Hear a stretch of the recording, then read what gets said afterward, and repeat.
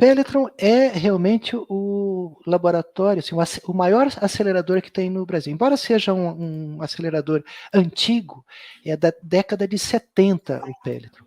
Mas ele ainda está funcionando, ele tem da ordem de 12 técnicos, alguns dos técnicos são físicos, alguns deles têm mestrado, alguns deles têm doutorado, e são os técnicos, ou seja, no laboratório também tem possibilidade de absorver pesquisadores e técnicos.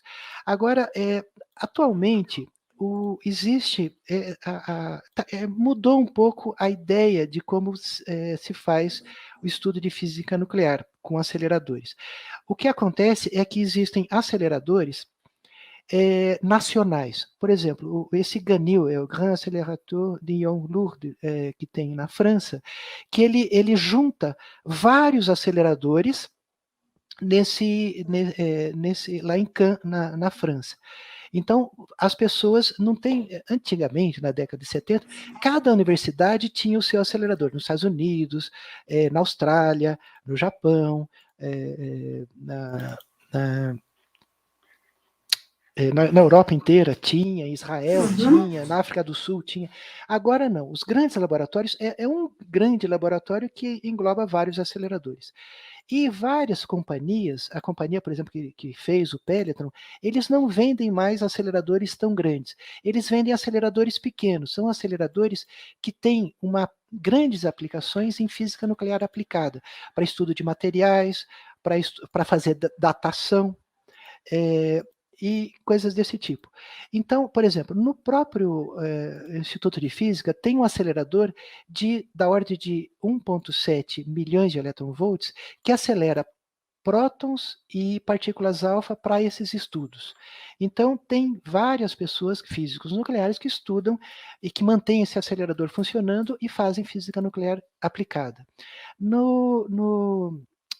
Na PUC do Rio de Janeiro também tem um acelerador pequeno, onde eles fazem reações com interesse astrofísico. São reações de mais baixa energia para você tentar entender um pouco essas reações que acontecem nas estrelas. No Rio Grande do Sul, tem um colega, talvez você saiba, o Johnny Ferraz Dias, que ele tem um acelerador pequeno exatamente para esses estudos. É um acelerador do tipo Pelletron, que a ideia é a mesma, só que ele tem uma energia menor. Então, existem vários aceleradores no Brasil inteiro que estudam coisas específicas. Por exemplo, na Federal Fluminense tem um acelerador tipo Pelletron, só que ao invés de 8 milhões de volts, é 500 kilovolts. Esse acelerador ele é específico para estudar carbono 14 em relação ao carbono 12, porque é a técnica de datação mais empregada no mundo, que você vê a relação de carbono 12 com a carbono 14. Imagina assim, o carbono 14 tem 5.000 anos de meia-vida. Então, se você tem 1 grama de carbono 14, 5.000 anos atrás, hoje você vai ter só meio grama. Então, a relação entre carbono 12 e o carbono 14 no osso de uma pessoa que se alimentou pela última vez 5.000 anos atrás, vai ter uma relação de carbono 12 para carbono 14 diferente da relação que existe hoje. E com isso, eles têm uma precisão muito grande para saber, digamos, quando foi a última refeição desse egípcio. É a datação. E eles fazem isso não só para um ossinho, mas também para objetos que tenham, por exemplo, alguma influência de carbono 14, que tem carbono 14 no material. Isso é na Federal Fluminense.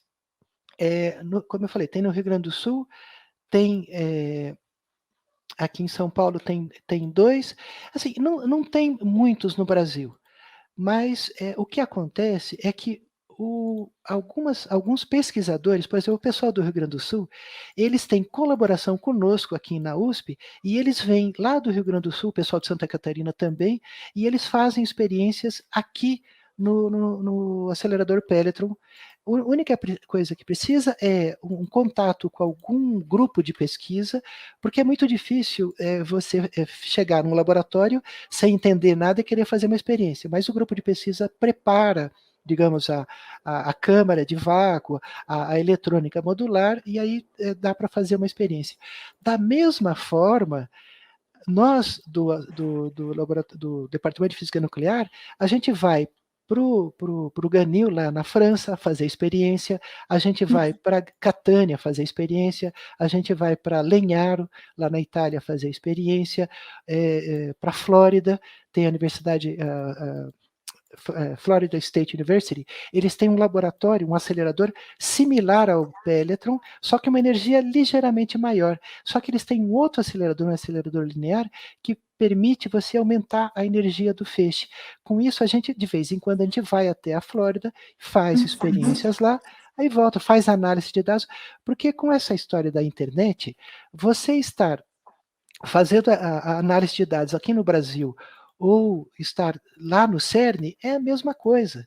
Inclusive, aqui no Departamento de Física Nuclear, existem computadores, clusters, específicos para análise de dados coletados no CERN, né, no LHC, de experiências de chumbo em chumbo, energias muito altas, para estudar um pouco essa física de partículas elementares que eles fazem.